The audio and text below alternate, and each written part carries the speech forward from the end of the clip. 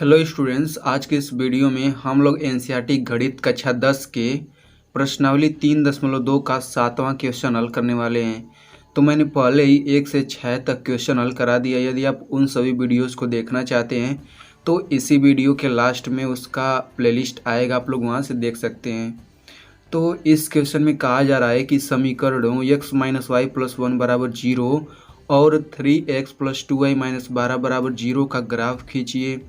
X अक्ष और इन रेखाओं से बने त्रिभुज के शीर्षों के निर्देशांक ज्ञात कीजिए और त्रिभुजाकार पटल को छायांकित कीजिए। तो इस क्वेश्चन को मैं सरल भाषा में समझा देता हूँ कि जैसे ये दोनों रेखाएं दी गई हैं तो हम लोग इन दोनों रेखाओं का ग्राफ पेपर पे ग्राफ खींचेंगे और इन दोनों रेखाओं और यक्स अक्ष के बीच एक त्रिभुज बनेगा, ठीक ना। तो उस त्रिभुज के हमें शीर्षों के निर्देशांक बताना है और उसे छायांकित करना है, ठीक ना। तो चलिए बढ़ते हैं इसके सॉल्यूशन की तरफ। तो सबसे पहले आपको पता ही है कि दोनों रेखाओं का ग्राफ पेपर पे दर्शाने के लिए हम लोग इन दोनों समीकरण के दो दो हल निकालते हैं, ठीक ना। तो सबसे पहले हम लोग पहला समीकरण लिख लेते हैं, ठीक ना। और ऊपर x का मान रहेगा, नीचे y का मान रहेगा। तो ऊपर x लिख लिया और नीचे y का मान हम लोग यहाँ से निकाल लेंगे। तो ये है x - y + 1 = 0। तो इधर -y है तो इधर आएगा तो +y हो जाएगा। तो x + 1 = y। तो आप लोग देख सकते हैं y = x + 1 हम लोग यहाँ पे लिख लेंगे, ठीक ना। अब x का मान यदि हम लोग 1 लेते हैं तो y का मान कितना आएगा। यहाँ पे x = 1 रखिए तो 1 + 1 2। x = 1 पर y का मान 2 है। इसी तरह x = 2 पर यहाँ पे 2 रखिए तो y = 3 आएगा, ठीक ना। तो इस तरह से आप x का कोई भी मान रख सकते हैं, ठीक ना। कोई भी पूर्ण संख्या रख सकते हैं और y का मान निकाल सकते हैं। अब इस समीकरण की बात करते हैं तो इसमें ऊपर x का मान रहेगा और नीचे y का मान, तो इसमें भी हम लोग y का मान निकाल लेते हैं। तो 2y हम लोग इधर लिखेंगे और इधर -12 है तो इधर आएगा तो 12 हो जाएगा। इधर +3x है तो इधर आएगा तो -3x हो जाएगा, ठीक। तो y बराबर हो जाएगा 12 - 3x बटा 2। यहाँ गुणा 2 है तो भाग होकर बटा 2 हो जाएगा। तो यहाँ पे ये निकल गया, ठीक ना। अब यहाँ पे यदि हम लोग x का मान 0 लेते हैं तो y का मान क्या आएगा। यहाँ पे x की जगह 0 रखिए तो 3 का गुणा 0 में 0 हो गया, 12/2 हो गया, ठीक ना। तो 2 छक्का 12 तो यानी कि y = 6 आएगा। यदि x = 2 हम लोग लेते हैं तो 3 दूना के 6 और 12 में से 6 जाए 6/2 यानी कि 3 y का मान आ जाएगा, ठीक ना। अब हम लोग x बराबर यदि 1 लेते हैं तो देखिए क्या होता है। हमने 1 क्यों नहीं लिया। यदि 1 लेंगे तो 3 × 3 हो गया और 12 में से 3 जाएगा कितना होगा, 9 बचेगा, 9/2 यानी कि दशमलव में संख्या आएगी। तो हम लोग x का मान वही चूज करते हैं, अपने मन से वही संख्या रखते हैं ताकि y का मान कोई पूर्ण संख्या आए, क्योंकि ग्राफ बनाने में आसानी होगी, ठीक ना। तो अब इस तरह से हमने कौन कौन सा बिंदु प्राप्त कर लिया। इस समीकरण को बनाने के लिए हमें 1,2 ये बिंदु प्राप्त हुई और 2,3 ये बिंदु प्राप्त हुई। सबसे पहले हम लोग x का मान लिखते फिर y का मान, सबसे पहले x का मान फिर y का मान, ठीक ना। तो इस रेखा को दर्शाने के लिए हम लोग इन दोनों बिंदुओं को खोज कर मिला देते हैं, ठीक ना। तो मैंने यहाँ पे पहले से ही बना रखा है।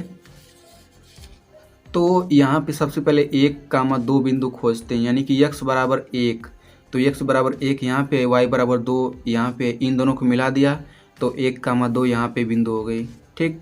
अब 2,3 की बात करते हैं तो x = 2 y = 3, इन दोनों को मिला दिया तो 2,3 यहाँ पे बिंदु हो गई। अब दोनों बिंदु मिल चुकी हैं तो इन दोनों को हम लोग जब मिला देंगे तो ये जो रेखा का ग्राफ है इस रेखा का ग्राफ है, ठीक ना। तो इसी तरीके से अब हम लोग दूसरा बिंदु भी निकाल लेते हैं दूसरे समीकरण का। तो दूसरे समीकरण का बिंदु है 0,6 और 2,3, ठीक।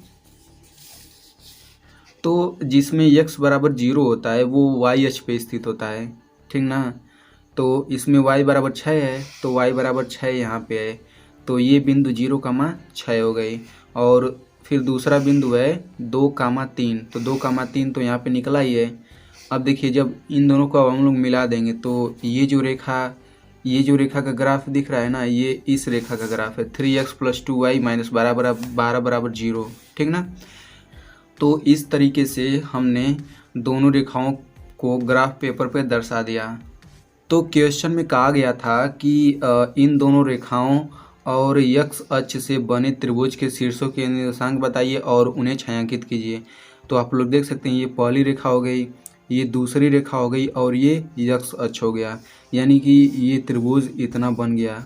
ठीक, तो 1 2 3 ये तीनों इसके शीर्ष हो गए, तो हम लोग इसको ABC नाम दे देते हैं, इसको A इसको B मान ले लेते हैं और ठीक ना।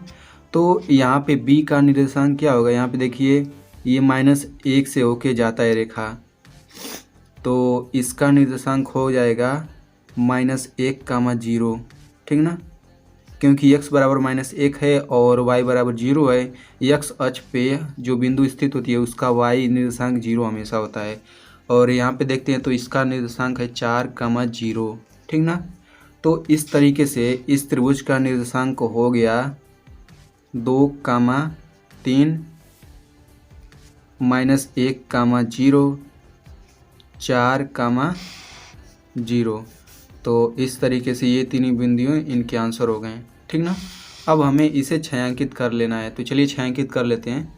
तो इस तरीके से हमने इसे छायांकित भी कर लिया।